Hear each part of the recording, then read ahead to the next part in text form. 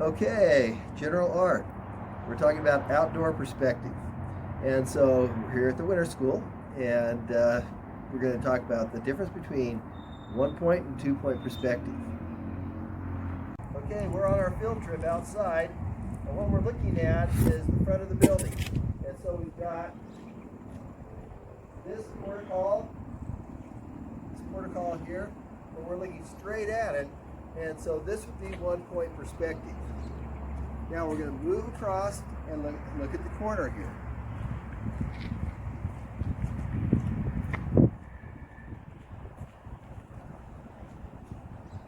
Okay, now we're still almost at 1 point perspective. You have to see this corner here. See a little bit of the side here.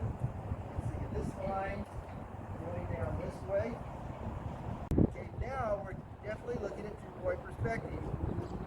This line along here is going way down. These lines across here, they're headed this direction down. Your horizon line is right about here. As we look at the storage sheds here, right now you're looking at 2 point perspective because you're looking at the corner. This line is going down away from you. This line here heading down this direction. Okay. Now we're seeing this shed in 1 point perspective. The front is drawn pretty much just straight on, but you can see the side here. You can only see a sliver of it. And this line here is going towards the vanishing point along with this line here. The vanishing point would be somewhere way out there. Okay, now we're in the hallway at the winter school, and this is simply classic 1 point perspective. As you look down, we see all these parallel lines that are running together. You can see the top of the lockers here, and they're all headed down this direction. You can see up here the corner of where the wall and the ceiling meet, and also the ceiling itself is a grid. And so you see all these lines that are coming this way, down here, and they're all converging as they get further away from you. You've got this line here, you've got this line here, and so as we go down to the end of the hall, we're going to find a vanishing point.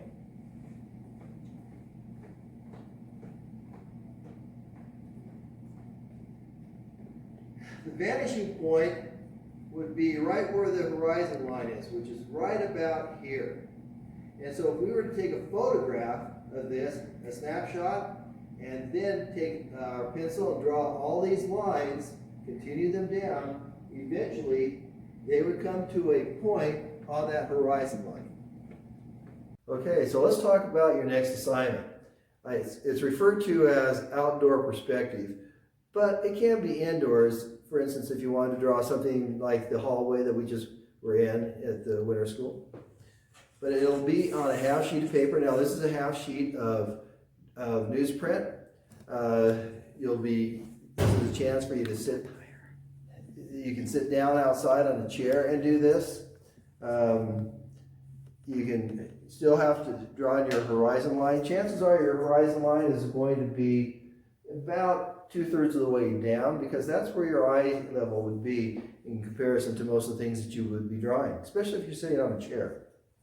So you'll be using your T-square, you'll be using your triangle, and trying to get all the lines nice and perpendicular, and all your lines that are parallel that need to running to the vanishing points.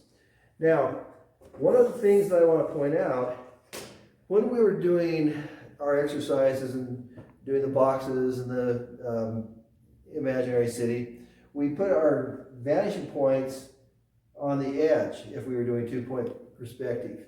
It was a very academic exercise, but when you're outside, quite often objects don't actually fit on your piece of paper very well. And so one of your vanishing points might be over here, but the other one may be way out here.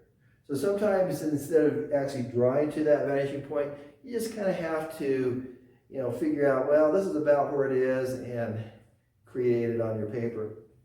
I would suggest when we do this, don't try something that's, a very complex building. Try something that's more like a box to begin with. The shed that here at the school, students have been drawing that for years. But a house or something that has a fairly simple shape would be very good to draw. Now, I want you to draw it on newsprint. Come up with your ideas. Try some different things. You can always flip it over and try other things. And then take another half sheet of paper that is the white sketch paper, and then do your final drawing. I don't care about putting in trees and shading and all these things.